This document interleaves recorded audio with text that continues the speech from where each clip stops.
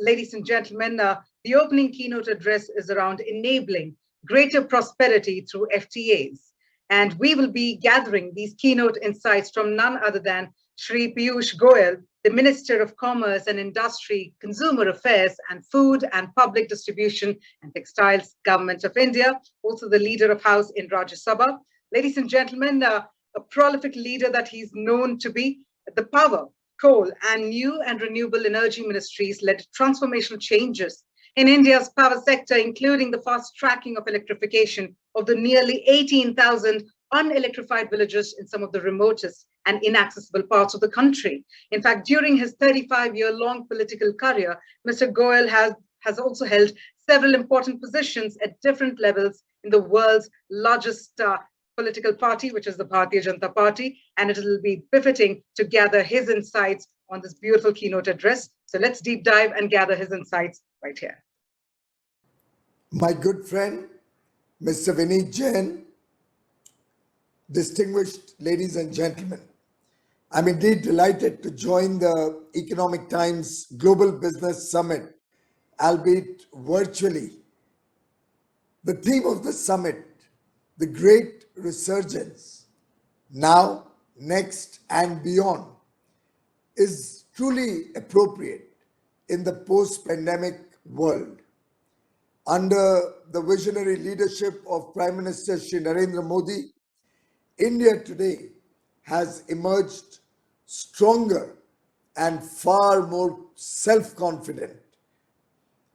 We have recently seen the country also witnessing elections in major parts of the country, right from the hill state of Uttarakhand to the border state of Punjab, to the largest state in the country in Uttar Pradesh, to a state in the far northeast parts of India, and a coastal state in Western India.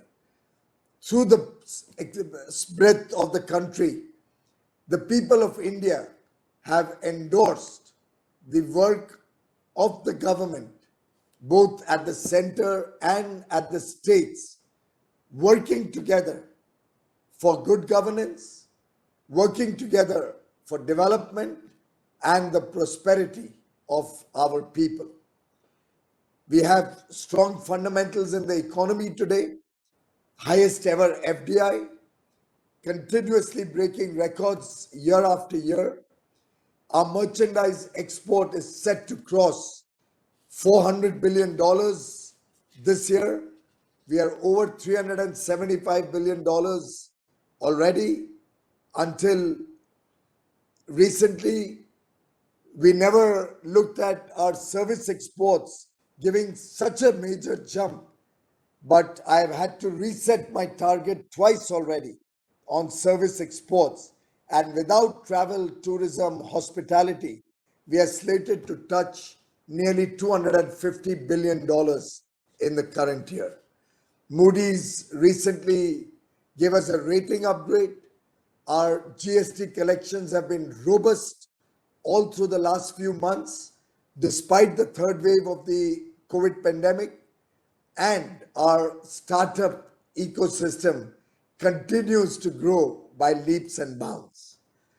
Former Prime Minister Shri Lal Bahadur Shastri had very appropriately said, and I quote, "There comes a time in the life of every nation when it stands at the crossroads of history and must choose which way to go." The country today, in our 75th year of independence, is charting out the way to go over the next 25 years, the Amrit Kal, as Prime Minister Modi puts it. The next 25 years are going to be a defining period for India. At this crucial juncture of our economic history, a self-confident, a self-reliant India is emerging. We wish to expand our engagement with the rest of the world. We wish to do it from a position of strength.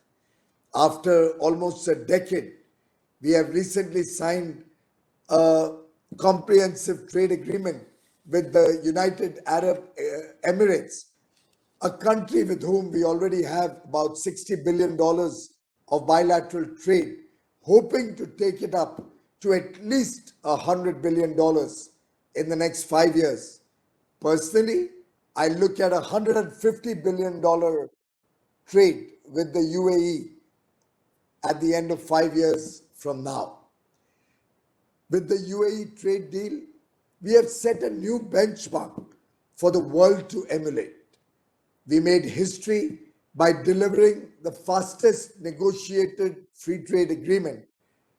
And in this world of greater trade engagements, greater business amongst countries, I think we are slated to do many more free trade agreements in the months and years to come.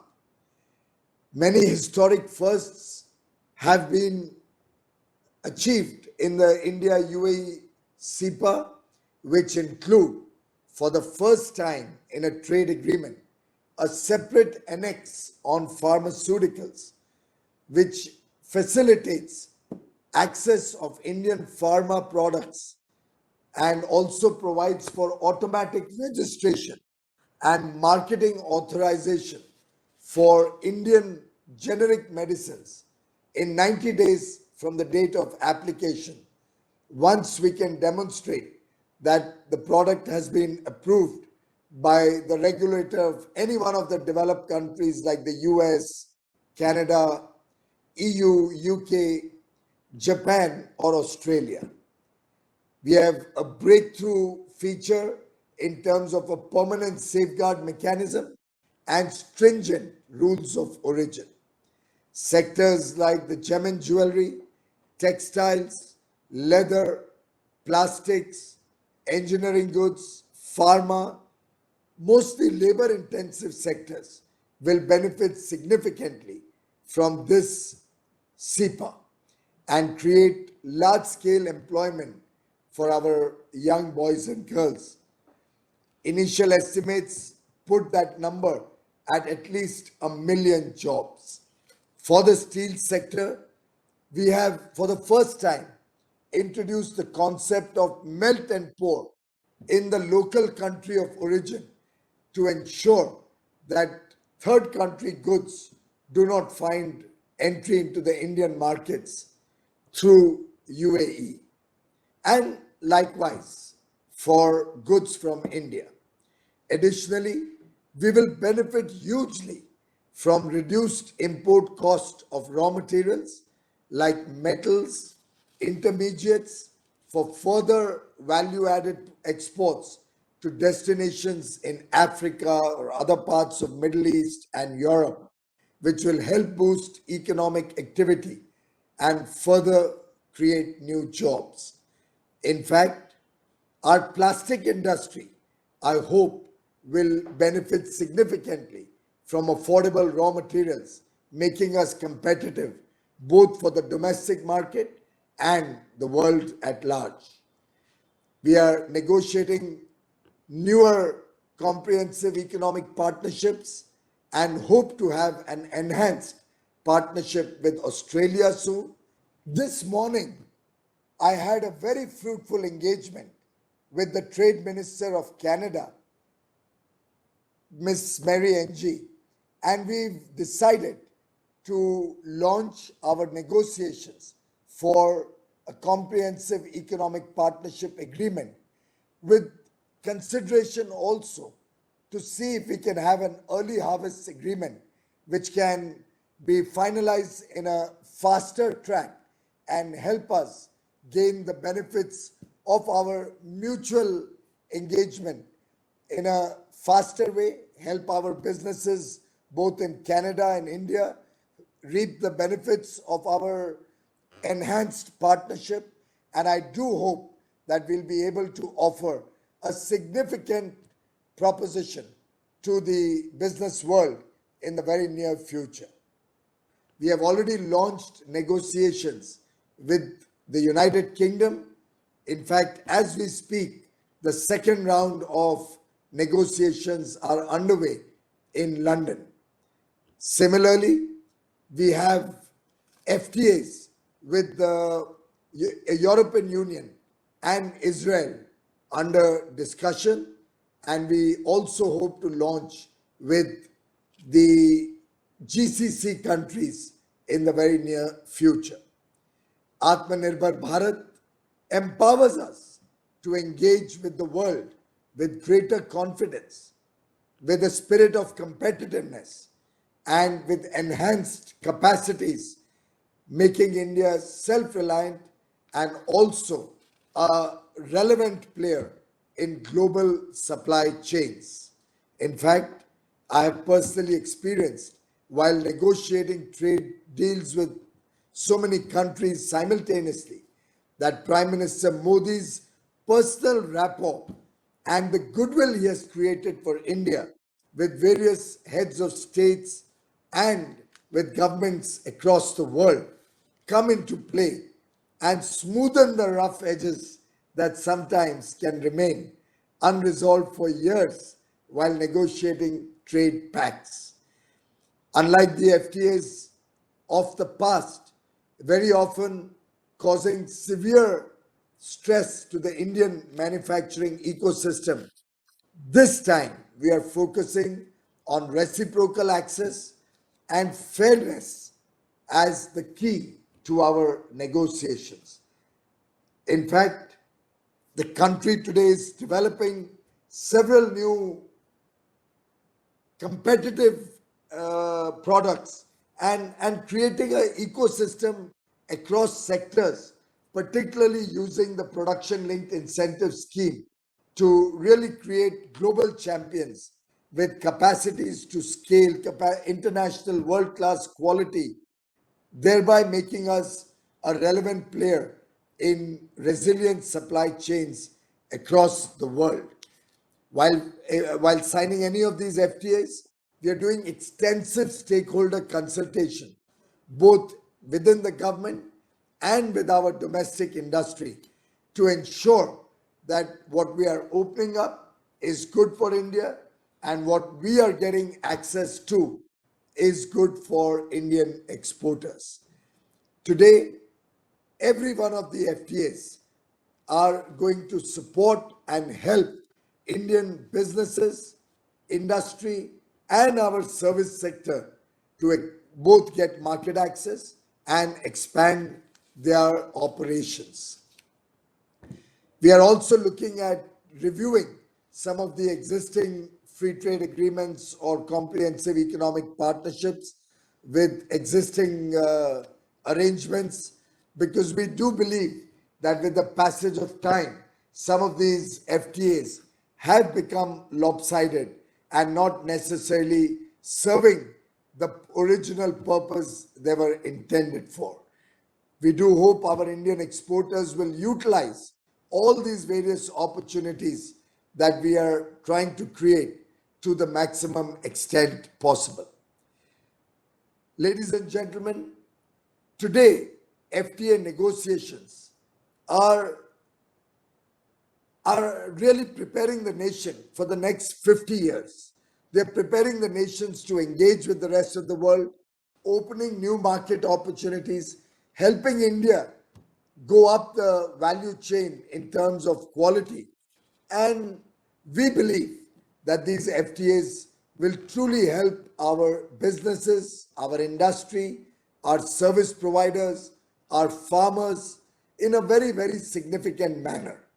They will also, while creating large number of jobs, help the people at the bottom of the pyramid to to increase prosperity, better lifestyles, and provide better opportunities for skill development and the upskilling of the young population of India. We have taken many bold initiatives to further boost our trade competitiveness vis-a-vis other countries. The PM Gati Shakti National Infrastructure Master Plan will help make Indian businesses more competitive globally by cutting down logistics costs.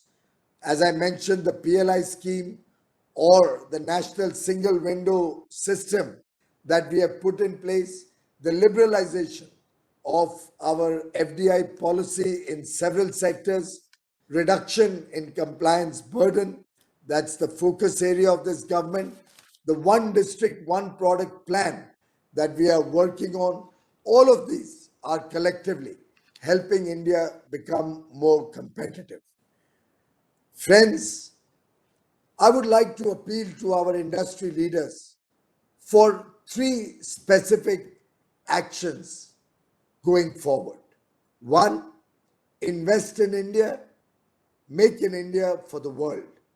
As the Honorable Prime Minister said, यही समय है, सही समय है, भारत का अनमोल समय है. This is the time. This is the right time. This is a special time for India.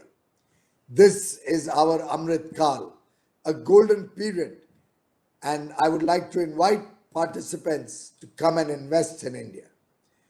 We must all work together to maximize the utilization of these free trade agreements that the government is putting in a lot of effort along with industry in concluding. And I do hope we can see an increased share of Indian businesses, goods and services in global trade, thereby creating quality products at scale, helping us create significant jobs in India.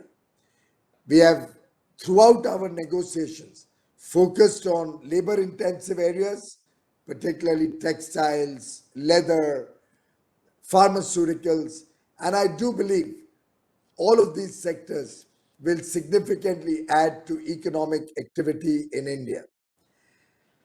Three, we are looking to diversify our export markets, both in terms of products and destinations. Currently, nearly 40% of our exports are focused on 7 destinations, 7 countries. In today's world, a greater spread of our export products to different destinations will both help create a natural hedge and will also help expand our exports. In conclusion, India at 75 offers a beacon of hope for the world, guided by ancient wisdom and energized by the power of our youth. The power of India, democracy, the demographic dividend, strong and decisive leadership, huge opportunities with 1 billion plus people aspiring for a better quality of life, talent, the skilled people of India. I think it's time that all of us work together and collectively capitalize the opportunities that are before us today. Sabka Prayas, the collective effort of 1.35 billion people, can truly transform the future of India. As Prime Minister says, Jan Bhagidari or Udyog Bhagidari, the people coming together and industry coming together can truly develop this nation and take us on the path of growth very, very rapidly. Our mantra for Atmanirbhar Bharat, a self-reliant, a self-confident India, is the mantra of 135 crore Indians working together for change, for a better tomorrow for each citizen of this country. Let us all take this pledge to make India truly a global superpower. Friends, it's always been a pleasure to be a part of the ET Global Business Summit, and I'd like to wish the summit all success through the next 2 days of deliberations and engagement with world leaders, with thought leaders from the world of politics, economics, and business. And I'm sure the deliberations will come up with significant ideas for us to implement, for us to learn from. Thank you very much, and all the best to all the participants of this Global Business Summit. Thank you.